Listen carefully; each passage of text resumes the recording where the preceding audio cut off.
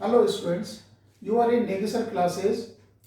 आजकल बच्चों के एग्जाम चल रहे हैं और एग्जाम में अगर वो कुछ टिप्स फॉलो करें तो डेफिनेटली उनके अच्छे मार्क्स आएंगे, कम प्रिपरेशन में भी अच्छे मार्क्स आएंगे। कौन सी आपको टिप्स फॉलो करनी है? देखिए, सबसे पहले डू नॉट बी होपलेस, यानी आपको घबराना नहीं है।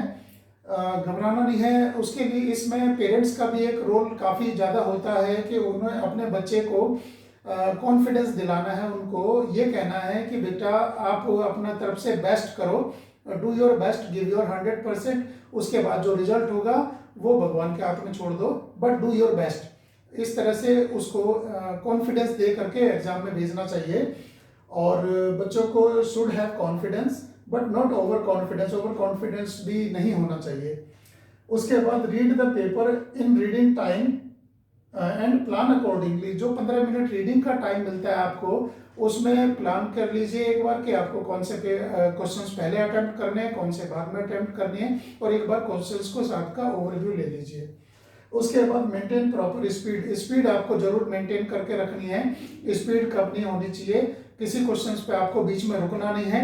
अगर आप किसी क्वेश्चन पे बीच में रुक गए और किसी क्वेश्चन पे आपने टाइम वेस्ट कर दिया, सोचने में टाइम वेस्ट कर दिया, तो वो बाद के क्वेश्चंस के लिए टाइम कम मिलता है और बाद में आते हुए क्वेश्चंस कई बार छूट जाते हैं। तो उस वक्त स्टूडेंट्स को बहुत दुख होता है कि मेरे आते हुए क्वेश्चन छूट गए।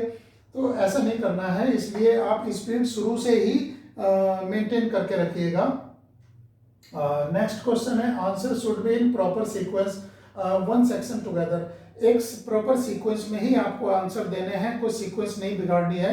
ऐसा मत कीजिएगा कि पहले सेकंड क्वेश्चन कर लिया, उसके बाद 10th कर लिया, उसके बाद 15th क्वेश्चन कर लिया, फिर थर्ड क्वेश्चन पे आ गए। ऐसे जंप नहीं करना है आपको क्वेश्चंस पे। एक सेक्शन के क्वेश्चंस एक साथ ही होने चाहिए, चाहे आप लास्ट वाले सेक्शन से स्टार्ट कर दो, कोई बात नहीं, लेकिन एक सेक्शन के सारे क्वेश्चंस एक साथ ही होने चाहिए। उससे जो एग्जामिनर जो कॉपी चेक कर रहे हैं उनको कन्वीनियंट रहता है और वो इरिटेट नहीं होते हैं। तो उनको, एग्जामिनर को आपको इरिटेट नहीं करना है, बिल्कुल भी नहीं। उसके बाद write questions in exactly same as in question paper. Question paper में जैसे क्वेश्चंस का नंबरिंग है उसी तरह से आपको देना है। जैसे मैंने क्वेश्चन चेक करते वक्त, पेपर चेक करते वक्त कई बार देखा है कि बच्चे अगर 2A है तो 2A की जगह 2 और फर्स्ट लिख देते हैं उसको।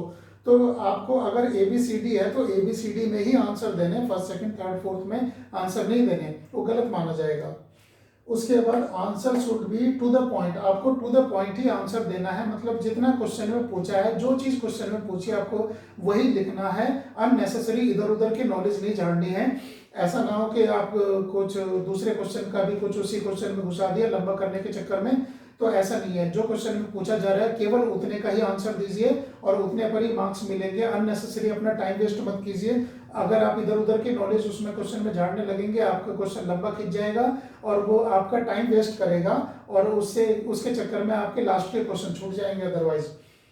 तो उसके बाद नेक्स्ट 1 पॉइंट मोर। आपका अगर 2 मार्क्स का क्वेश्चन है और सपोज डिफरेंस है तो आपका 2 डिफरेंस लिख रहे हैं, 2 की जगह 3 लिखिए, क्योंकि अगर उसमें बाई चांस एक डिफरेंस गलत हो गया तो तीसरा डिफरेंस तो सही हो जाएगा, तो उसके 2 मार्क्स आपको मिल जाएंगे। लेकिन आपने अगर 2 ही डिफरेंस लिए और उनमें से एक गलत हो गया तो उसके आपके मार्क्स कट जाएंगे, इसलिए 1 पॉइंट एक्स्ट्रा लिखिए उसमें।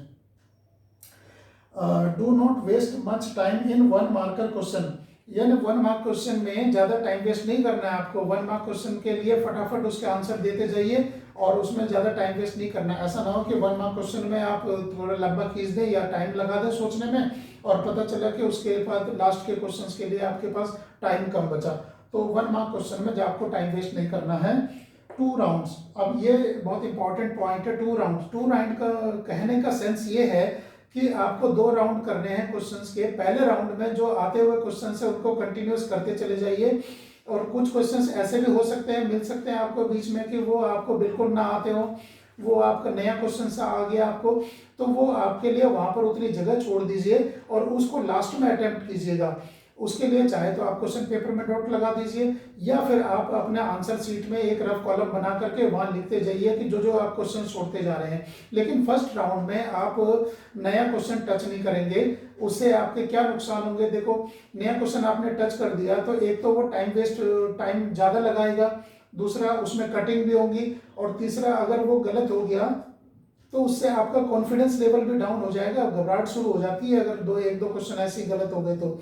इसलिए उनको लास्ट में अटेम्प्ट कीजिएगा, चाहे जगह वहीं पर छोड़ दीजिए लेकिन लास्ट में अटेम्प्ट कीजिएगा। लास्ट के जो 15 मिनट मिलेंगे उस क्वेश्चन में, उस टाइम में उस क्वेश्चन को अटेम्प्ट कीजिएगा, ऐसे क्वेश्चन जो आपने छोड़े हैं।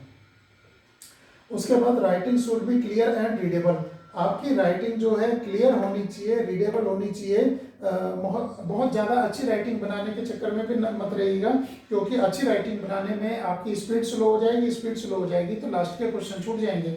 बस केवल रीडेबल होनी चाहिए। स्पीड में जितनी नीटनेस मेंटेन कर सके, जितने रीडेबल राइटिंग मेंटेन कर सके उतना कर लीजिएगा।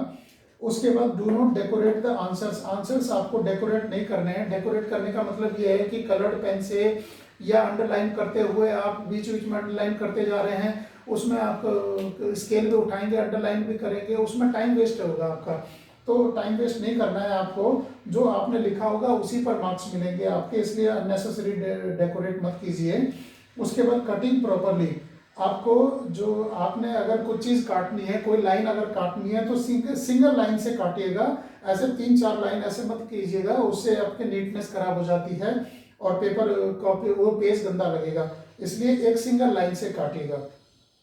इसके बाद answer should B point wise. आपके आंसर पॉइंट वाइज होने चाहिए, एक पूरा प्रॉपर ऐसे की तरह या पैराग्राफ की तरह से लिखने के बजाय अगर पॉइंट वाइज लिखेंगे तो वो ज़्यादा अच्छे मार्क्स मिलते हैं उस पर, राइट। तो अपने पैराग्राफ के फॉर्म में बना करके पॉइंट वाइज लिखिएगा। Length of answer should be according to the marks. आपके आंसर की लेंथ जो है मार्क्स के अकॉर्डिंग होनी चाहिए। ऐसा ना हो कि 2 मार्क्स के क्वेश्चन में तो आपने पूरा पेज भर दिया और 3 मार्क्स के क्वेश्चन में आधा ही पेज लिख पाए, तो ऐसा भी नहीं होना चाहिए। जितने मार्क्स का क्वेश्चन है उतना ही आपको उसमें, उतनी ही लाइन्स में उसको लिखना है, अननेसेसरी मत खींचिए क्वेश्चन को। उसके बाद do not leave any question. किसी भी क्वेश्चन को आपको छोड़ना नहीं है।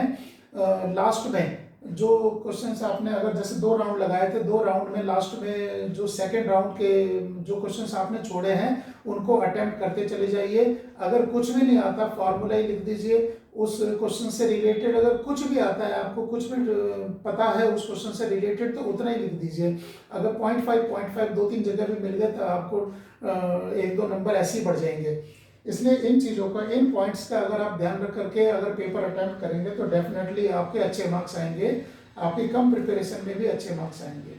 So students, all the best for your exams.